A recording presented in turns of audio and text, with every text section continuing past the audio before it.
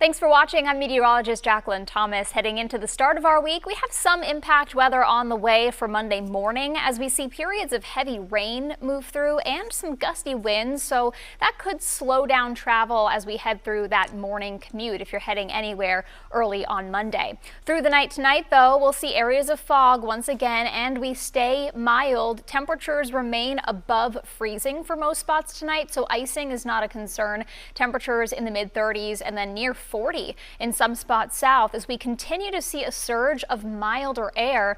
So Monday, while we see some of that rain and some of those gusty winds, those winds will be out of the west-southwest and temperatures soar through the 40s and even the 50s for highs by Monday afternoon. Rain chances, you'll notice, quickly drop off as we head towards the afternoon, so the wettest part of the day will be first thing as you're waking up in the morning, heading out the door. By noontime, we'll start to see this taper off from south to north, all thanks to this system continuing to track towards us here for the start of our week. So in the futurecast, overnight, plenty of clouds, some areas of fog, damp conditions stick around. As we get overnight into early Monday, that's when the steadier rain showers begin to move in, and there could be a few downpours as we head through Monday morning as well. Those yellows, oranges indicating some of that heavier rain.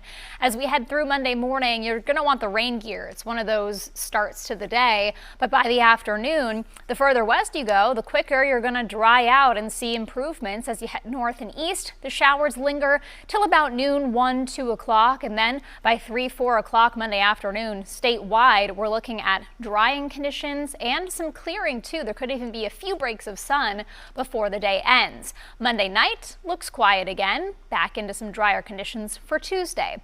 We're also going to see the winds move through as that rain comes in, that southerly wind direction helping to usher in some of that milder air, but gusts could push 30 miles per hour or more in spots. And so with the gusty wind and some of that heavy rain at times, it could make visibility a little tough and certainly could make driving a little tough on some of the highways. So just use caution, go slow early in the morning.